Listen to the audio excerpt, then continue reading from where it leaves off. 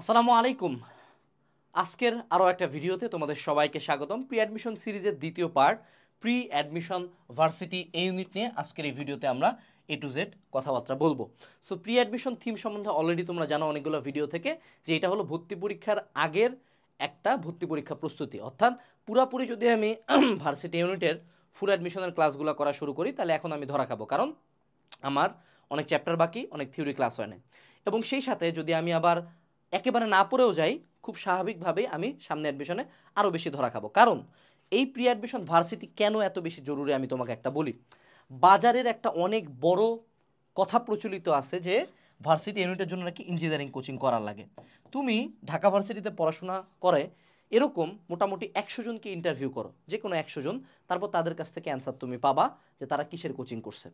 তো আমি অলরেডি এটা অনেক ভিডিও দিছি যে ইঞ্জিনিয়ারিং কোচিং করে ঢাবিতে চান্স পাওয়া হচ্ছে, সোললি ঢাবির প্রিপারেশন নেওয়াটা বেটার। এই জন্য কোর্সের নাম শূন্য থেকে ঢাবিয়ান। তার মানে কি এটা শুধু ঢাবি বাদে অন্য কোনো কিছুর ব্যাকআপ দিবেন? উত্তর হলো না। ঢাবিকে আমরা স্ট্যান্ডার্ড ধরছি যে if you shoot for the stars you may land on the moon. ঢাবি টার্গেট ধরছি, গুচ্ছ মুচ্ছ যে কোনো একটাতে ইনশাল্লাহ হবে। এখন দেখো, ইঞ্জিনিয়ারিং প্রি অ্যাডমিশন যেমন জরুরি তার চেয়ে বেশি জরুরি কেন ভার্সিটি আমি বলি। তুমি টিপিক্যালি বাংলাদেশের অফলাইন এবং অনলাইন কোচিং সেন্টারগুলোতে তুমি যদি ভার্সিটি ইউনিটের ক্লাস দেখো, তারা এক একটা ক্লাস নর্মালি 5 ঘন্টা, 6 ঘন্টা, 7 ঘন্টা নিয়ে যায়। কিন্তু ভার্সিটি ইউনিটে কিন্তু majority question is all about MCQ, কোনো ক্যালকুলেটর নাই, শর্টকাট বেস। সো এই যে ক্লাসগুলো যখন তুমি করবা, এই যে তোমাকে বেসিক প্রতিপাদন আরেকবার করানো হবে, এটা কিন্তু অযৌক্তিক। Varsity unit is all about speed, accuracy, speed, accuracy and technique. কী কী? স্পিড, অ্যাকুরেসি অ্যান্ড টেকনিক, স্যাট। এটা হলো ভার্সিটি ইউনিটের শর্ট ফর্ম, মনে রাখবা। এই তিনটা জিনিস জানতে গেলে তোমাকে ভার্সিটি ইউনিটের জন্য সেপারেটলি প্রি অ্যাডমিশন কোচিং করতে হবে। এখন একটা জিনিস বুঝো, ভার্সিটি ইউনিটের প্রি অ্যাডমিশন প্রিপারেশনকে আমরা সোললি কোশ্চেন ব্যাংক সলভিং বলতে পারবো না। যেমন বুয়েটের যদি আমরা বলি, ইঞ্জিনিয়ারিংয়ের কোশ্চেন ব্যাংক সলভ করলেই অনেক কিছু পারা যায়। কিন্তু তুমি যদি সোললি শুধু ঢাবির কোশ্চেন ব্যাংক সলভ করো বা জাবির কোশ্চেন ব্যাংক সলভ করো এবং তুমি এক্সপেক্ট করো যে এই কোশ্চেন ব্যাংক থেকে হুবহু তুলে দিবে, উত্তর হলো না, হুবহু তুলে না। কিন্তু ওই যে টাইপটা, যে বিপরীত ম্যাট্রিক্স, বিপরীত ফাংশন, ডট গুণফল, ক্রস গুণফল, সমান্তরাল রেখা, লম্ব রেখা, কণিকের শীর্ষবিন্দু নির্ণয়, এই টাইপগুলা সেম থাকবে, বাট মান চেঞ্জ হয়ে যাবে। সো এই ক্ষেত্রে আমি ভার্সিটি ইউনিটি প্রি অ্যাডমিশনকে বলবো কোশ্চেন ব্যাংক অ্যানালাইসিস। অর্থাৎ আমার এই ঢাবির কোশ্চেন ব্যাংকটা সলভ করে আমাকে জানতে হবে যে ম্যাট্রিক্স নির্ণায়ক চ্যাপ্টার থেকে কোন কোন টপিক সবচেয়ে ইম্পর্টেন্ট। বিপরীত ম্যাট্রিক্স, ব্যতিক্রমী ম্যাট্রিক্স, এই দুইটা থেকে সর্বাধিক কোশ্চেন আসছে। আমাকে জানতে হবে ভেক্টর থেকে কোনগুলো সবচেয়ে ইম্পর্টেন্ট, লম্ব, সমান্তরাল, উপাংশ, অভিক্ষেপ। এরকম প্রত্যেকটা চ্যাপ্টারে বাই মুখে বলে দেওয়া যায় যে কোন কোন টপিক ইম্পর্টেন্ট। এবং ঢাকা ভার্সিটি লাস্ট 20 ইয়ার্স ধরে মোটামুটি 75টা টাইপ প্রতি বছর ঘুরে উল্টে আসে। যেমন বিন্যাস সমাবেশ সিলেবাসে না থাকা সত্ত্বেও আগের বছর কমিটি গঠনের একটা ম্যাথ আসছে, কমিটি গঠন ঢাবি বারবার দেয়। ঢাবি ICT NAND gate, NOR gate থেকে কোশ্চেন দেয়, গেটগুলো থেকে কোশ্চেন দেয়, প্রতি বছর দেয়। So this tradition will continue and you should know যে কোন কোন টাইপ থেকে কোশ্চেন আসবে। এই জন্য প্রি অ্যাডমিশন ভার্সিটি ইউনিট। এখন দেখো, ডোন্ট বি শাই, বাজারে ট্রেন্ডই চলে প্রি অ্যাডমিশন ইঞ্জিনিয়ারিং বা প্রি মেডিকেল, ঠিক আছে? এর বাইরে আর কিচ্ছু না। কিন্তু তো ওরা কিন্তু ঘুরে উল্টে এই দুইটাই করে। কিন্তু দেখো বাস্তবতা, মেডিকেলে সিট 4000 আর বুয়েটে সিট 1000, 5000 স্টুডেন্ট। তুমি কি মনে হয় যে তুমি গোটা বাংলাদেশের টপ 5000 স্টুডেন্টের মধ্যে একজন? এই জিনিসটা মানতে কষ্ট হয়, বাট রিয়ালিটি যে অ্যাকসেপ্ট করে সে জিতে। অর্থাৎ আমাদের মধ্যে মেজরিটি মানুষের এই দুই জায়গায় চান্স পাবো না। কিন্তু সকল পাবলিক মিলায় ভার্সিটি ইউনিটে অ্যারাউন্ড 30,000-এর কাছাকাছি সিট আছে। সো তুমি 30,000 জনের মধ্যে একজন হইতে পারো। ঢাবিতে অ্যাপ্রক্সিমেটলি প্রায় 3,000-এর মতো সিট আছে, তুমি এই 3,000 জনের মধ্যে একজন হইতে পারো, কারণ বাকিগুলো ওইখানে যাবে। সো দিন শেষে this is the majority's hope. Majority কিন্তু যাবে আলটিমেটলি ভার্সিটি ইউনিটে, কিন্তু তার আগে মেডিকেলে মারা খাবে বা ইঞ্জিনিয়ারিংয়ে মারা খাবে। সো আমি কেনই বা ইন দ্য ফার্স্ট প্লেস মারা খাবো? আমি আমার ক্যালিবার বুঝবো। তোমরা যারা কলেজের মিডিয়াম বা লো ক্যালিবার স্টুডেন্ট আসো, তোমাদের প্রতি আমার অনুরোধ, যদি তোমার ইঞ্জিনিয়ারিং বা মেডিকেল প্রিপারেশন তুমি অলরেডি জানো যে কতটুকু পড়তে হয়, কোশ্চেন তুমি মোটামুটি দেখছো, আইডিয়া আছে, যদি না কুলায় switch to varsity unit, please switch to varsity unit. এখানে লজ্জা পাওয়ার কিচ্ছু নেই, ভার্সিটি ইউনিট কোচিং করা খারাপ না। এবং দিন শেষে তোমার যে বন্ধু বুয়েট বুয়েট করে ফেনা তুলে ফেলছে মুখের মধ্যে, সেও দেখবা ইউসিসির একটা মডেল টেস্টে তেজগাঁও কলেজের কাঞ্চিতে বসে বেঞ্চে পরীক্ষা দিচ্ছে। বাস্তবতা এইটাই। তো এখন চলো শুরু করি। এখন কথা হলো যে প্রি অ্যাডমিশন ভার্সিটি হলো দ্য ইজিয়েস্ট প্রি অ্যাডমিশন, এটাকে আমি সবচেয়ে ইজি বলবো, কারণ প্রত্যেক varsity unit around 80% plus minus বা 75% প্লাস একদম চোখ বন্ধ করে ঢাবি জাবি রাবি চবি সাস প্রত্যেকটা ভর্তি পরীক্ষার পরে আমরা লাইভে আসে প্রুফ দেই যে এতগুলা কোশ্চেন কমন, এতগুলা কোশ্চেন কমন। যেমন এই বছরের ম্যাথ, ঢাবির ম্যাথ 15 আউট অফ 15 আসছে, ফিজিক্স 12 আউট অফ 15 আসছে আমাদের বই থেকে, এগুলো প্রিভিয়াস ইয়ারের কোশ্চেন অ্যানালাইসিস করে লেখা। সো এই জন্য তোমার টার্গেট হবে যে যেই জিনিসগুলা প্রতি বছর রিপিট হচ্ছে সেগুলো 100-100 মারে আসা। মনে রাখবা ভার্সিটি এই ইউনিটে কখনো চান্স তুমি এই কারণে মিস করবা না যে ওই কঠিন ফিজিক্সের 5টা কোশ্চেন পারি নাই, ওই 5টা তুমি কেন, ওই তোমার সেন্টারের সর্বোচ্চ 2জন পারছে, কিন্তু তুমি মিস করবো ওইটার জন্য যে ফিজিক্সের সবচেয়ে সোজা কোশ্চেনটা যেটা মুখে করা যেত সরল দোলকের, সেটা তুমি পারো নাই। সো এই যে 75% কোশ্চেন বারবার যে আসতেছে, ওই 75% কোশ্চেন তোমাকে পারে আসতে হবে by hook or by crook, it's up to you তুমি কেমনে পারবা। এখন অনেকের প্রশ্ন হইতে পারে ভাই 75% এত লাফালাফি কেন, বাকি 25% কি দোষ করলো? তুমি যত বড় মানে ভালো স্টুডেন্টই হও না কেন, তুমি কখনো বাকি 25% পারবা না, এটাই বাস্তবতা।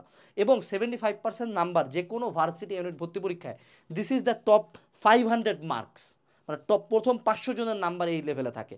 অনেক ভার্সিটিতে 75% মার্ক পাইলে টপ 200-এ ঢুকে যাওয়া যায়। সো আমাদের দরকার ছিল একটা সিট, সেখানে আমি টপ ক্যালিবার প্রিপারেশন নিচ্ছি, মোর দেন ইনাফ ফর মি। এরপরে দেখো ভার্সিটি ইউনিটের জন্য যেগুলো করতে হয় আসলে মূলত জানতে হয় কোন শর্টকাট দিয়ে এমসিকিউ মিলবে। কেন? কারণ এতদিন তোমরা এইচএসসিতে ক্যালকুলেটর দিয়ে করছো, এক একটা এমসিকিউতে 1 মিনিট টাইম পাইছো। ঢাবি বলবে যে না আমি টাইম দিব 30 সেকেন্ড এবং তোমার মধ্যে কোনো ক্যালকুলেটর থাকবে না এবং কোনো রাফও করতে পারবে না, এখন তুমি করো এমসিকিউ, এখন তুমি এমসিকিউ করো, তখন তুমি আটকানো শুরু হবে। এই জিনিসটা জানার জন্যই তোমাকে শর্টকাট জানতে হবে যে মুখে মুখে করা যায় কোন কোন টাইপ থেকে কোশ্চেন আসতেছে, যে তুমি কি কঠিন কঠিন বর্তনী করবা নাকি তুমি হলো জুলের সূত্র করবা, তুমি কি সরল দোলক নিয়ে কঠিন শক্তি টক্তি হিসাব করবা নাকি সরল দোলক উপরে নিচে ডানে বামে লম্বা ছোট করলে দোলনকালের কি চেঞ্জ হবে এটা জানবা। এই যে প্রত্যেকটা টপিক বলে দেওয়া যায় একটা চ্যাপ্টারের, এই টাইপগুলো জানতে হবে। এরপরে থিওরি, দেখো কেমিস্ট্রির মেজরিটি কোশ্চেন হলো থিওরিটিক্যাল, বায়োলজি ইজ থিওরিটিক্যাল।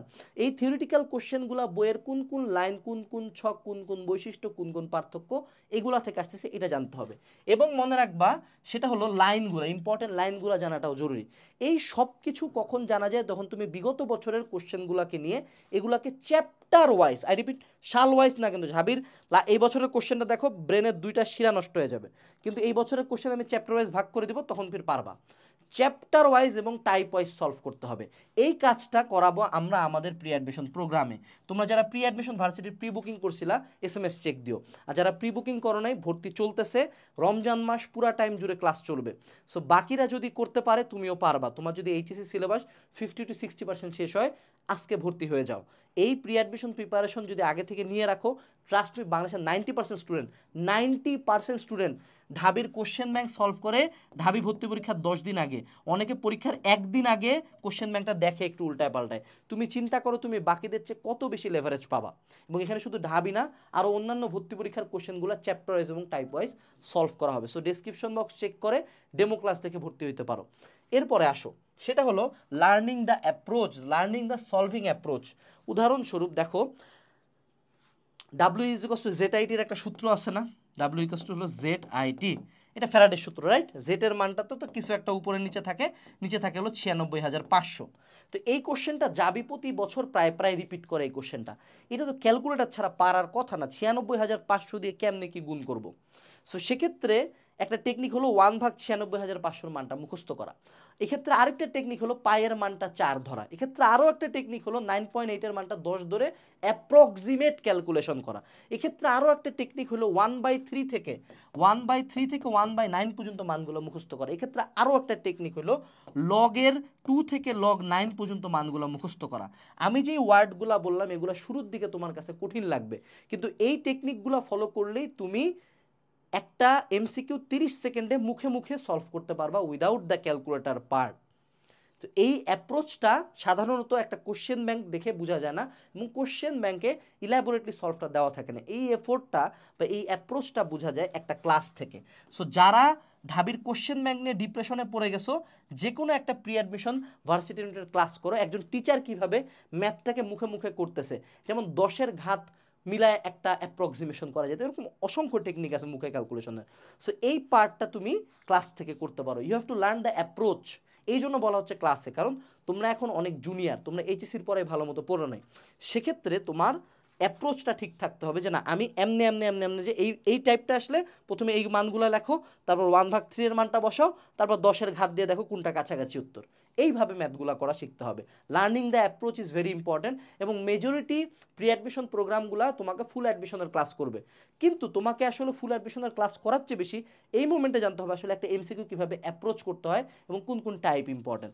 কোন টাইপ ইম্পর্টেন্ট জানার জন্য কিন্তু আমাদের বাংলাদেশের একমাত্র বই যেটা 75-80% কনসিস্টেন্টলি কমন দেয়, এই অ্যানালাইসিস বইগুলা, ঢাবি অ্যানালাইসিস মেগাবুক, এটা ফ্রি থাকবে পিএফ আকারে। এবং আমাদের যে প্রতি চ্যাপ্টারে বলি না যে কোনো কিছু কিছু টপিকের বাইরে কোশ্চেন আসে না, তুমি এইদিকে তাকাও, চ্যাপ্টার ওয়াইজ সাল ওয়াইজ অ্যানালাইসিস আছে। এই সাজেশন বুকটাও তোমরা ই বুক আকারে এই কোর্সে ফ্রি পাবা। সো আগামী রমজান মাস কিন্তু তোমার নিজের একটা কামব্যাক দেওয়ার বড় সুযোগ আসছে। So enrol on this course. এরপরে আসো এইচএসসি এমসিকিউ ব্যাকআপ। চিন্তা করো একটা স্টুডেন্ট যে উইদাউট ক্যালকুলেটর মুখে মুখে রাফ না করে 30 সেকেন্ডে একটা এমসিকিউ পারে, সেই সেম স্টুডেন্টকে ক্যালকুলেটর সহ রাফ করার জায়গা সহ 1 মিনিট সময় দিয়ে যদি আমি একটা এমসিকিউ পরীক্ষায় বসাই দিই, সে কি ভাঙ্গে নাই করে দিয়ে আসতে পারবে না? তুমি সেই মানুষটা হবা যদি তুমি প্রি অ্যাডমিশন প্রিপারেশন নাও। তোমার এইচএসসির এমসিকিউতে ধরা খাওয়ার at least physics, chemistry, math, biology একদম তামা করে দিয়ে আসা যাবে, কারণ তুমি ভার্সিটি স্ট্যান্ডার্ড প্রিপারেশন নিয়ে ফেলতেছো, এইচএসসির এমসিকিউ নিয়ে কোনো চিন্তাও করতে হবে না। এরপরে আসো ভাইয়া ভার্সিটি ইউনিট প্রি অ্যাডমিশনের জন্য আসলে কতটুকু পড়বো বা কতটুকু আসলে বুঝলে আমার মনে হবে যে না আমি প্রপার রাইট প্যাথে আছি। ধরে নাও তুমি এখানকার ক্লাসগুলা করার পরে তোমার মোটামুটি সে টু সে 40% টপিক মনে হলো, বাপরে বাপ এটা কেমনে মনে থাকবে, মাথার অনেক উপর দিয়ে গেল। তাও বিশ্বাস করো তুমি কত পার্সেন্ট আত্মস্থ করছো? 60%, যেটা বাংলাদেশের মানুষজন 1%ও করে না। সো তোমার যদি আত্মস্থ করার ক্ষমতা এই ক্লাসগুলো থেকে যদি তুমি 50%ও গ্রহণ করে নিয়ে যাইতে পারো ভর্তি পরীক্ষার সময়, তখন কিন্তু কেউ তোমাকে লরেন্সের রূপান্তরের প্রতিপাদন দেখাইতে পারবে না। তখন তুমি জিজ্ঞেস করবে যে আচ্ছা ভাইয়া 0.6 বেগে যখন চলবে তখন ভর, তখন দৈর্ঘ্য, তখন সময়ের কত পার্সেন্ট চেঞ্জ হবে? এটা তো ভর্তি পরীক্ষা বারবার আসতেছে। ও যেমন ওই আপেক্ষিকতা থেকে একটা কোশ্চেনের বারবার অ্যান্সার হয় √3/2c, তুমি ঢাবের কোশ্চেন ব্যাংক খুললে বুঝবা। সো ওই টাইপটা তখন তুমি খুঁজে বেড়াবা। সো দ্যাটস ওয়াই তোমার কতটুকু পড়বা পারবা, 50%ও যদি পারো তুমি বাংলাদেশের 90% স্টুডেন্টদের চাগানো।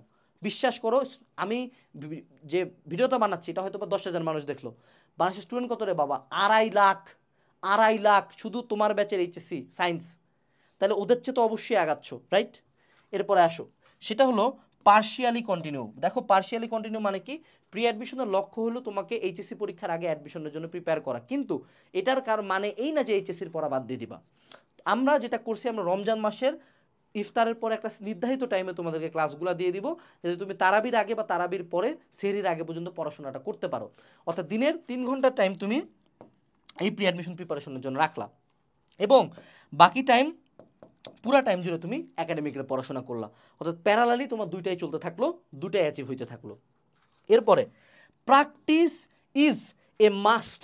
আমি ইঞ্জিনিয়ারিং কোশ্চেন ব্যাংকের ক্ষেত্রে বলতে পারি না যে প্র্যাকটিস করো, মেডিকেলের ক্ষেত্রে আসলে প্র্যাকটিস করার মতো নেই, মুখস্থ করতে হবে। কিন্তু ভার্সিটি ইউনিটের ক্ষেত্রে মনে রাখবা সবসময় ঢাবি ভর্তি পরীক্ষা দিয়ে বের হওয়া মেজরিটি স্টুডেন্টকে যদি জিজ্ঞেস করা হয় যে ভাইয়া কোশ্চেন কি খুব কঠিন ছিল, উত্তর হবে না, কোশ্চেন মোটামুটি পারার মতো ছিল, একটা সাবজেক্ট হয়তো বা কঠিন ছিল, কিন্তু আমার হাতে সময় ছিল না, আমি জানা টপিকটা ভুল করে আসছি, ক্যালকুলেশন মিস্টেক হয়েছে। সো এমসিকিউর ক্ষেত্রে শর্টকাট যতই জানি, যত আমার টিচার অ্যাপ্রোচ শিখাক, আমি যদি প্র্যাকটিস না করি, আমি যদি এমসিকিউ সলভ না করি, আমার প্রি অ্যাডমিশন ভার্সিটি ইউনিট করার কোনো যৌক্তিকতাই নাই। সো বাসায় যখন ক্লাসটা করবা, ক্লাস করার পরে যে কোনো একটা জায়গায় গাইড হোক, অনলাইন হোক, অফলাইন হোক, পিডিএফ হোক, এনিথিং গোস, যে কোনো এক জায়গা থেকে এমসিকিউ প্র্যাকটিস করতে হবে। এই জন্য কিন্তু আমাদের এখানে কিন্তু আমাদের এক্সামও আছে, প্রি অ্যাডমিশনের প্রতিদিন ক্লাসের সাথে সাথে কিন্তু এমসিকিউ এক্সাম পোস্ট করা হবে, যাতে তুমি ক্লাসটা করার পরে এক্সামগুলো বসে বসে দিতে পারো অনলাইনে এবং নিজেকে যাচাই করতে পারো। মাইনাস মার্কিং ওগুলোতে ইনক্লুডেড থাকবে। ভার্সিটি ইউনিটে কিন্তু আরও একটা বড় পার্ট হলো মাইনাস মার্কিং, অর্থাৎ ভুল দাগালে কিন্তু কাটা যায়। সো এই জিনিসটাও তখন রিফ্লেক্ট করবে প্র্যাকটিসের মধ্যে। সো এই তো ওভারঅল আমাদের ভার্সিটি এ ইউনিট প্রি অ্যাডমিশন প্রিপারেশন। আরেকটা যেটা তোমাদের অনেকে হয়তো বা এই কোশ্চেনটা করতে চাচ্ছিলা যে ভাইয়া আমার তো টার্গেট হলো ইঞ্জিনিয়ারিং বা মেডিকেল, আমি ভার্সিটি ইউনিটেরও কোচিং করব, অ্যাডমিশন টাইমে যায়, তা আমি কি pre admission varsity, pre admission engineering একসাথে কিনবো বা প্রি অ্যাডমিশন মেডিকেল ভার্সিটি একসাথে কিনবো? উত্তর হলো না। তুমি যদি দুইটা কোর্সে ভর্তি হও আমার লাভ ডবল, কিন্তু আমি তোমাকে না করব, কারণ দুইটা কোলানোর মতো ক্ষমতা তোমার নাই বাবা। তুমি যেটা করবা, যেটা তোমার প্রাইম টার্গেট, ধরো medical prime target medical pre admission, যদি engineering prime target engineering pre admission, তখন অ্যাডমিশন টাইমে তোমাকে এক্সট্রা করে ভার্সিটি পড়াশোনা করতে হবে, ঠিক আছে? আর যারা শুধু সোললি প্রি অ্যাডমিশন ভার্সিটি করতে চাচ্ছ, তারা এখন প্রি অ্যাডমিশন ভার্সিটি কোচিং করবা। সো এইটুকুই ছিল আজকের এই ভিডিওতে।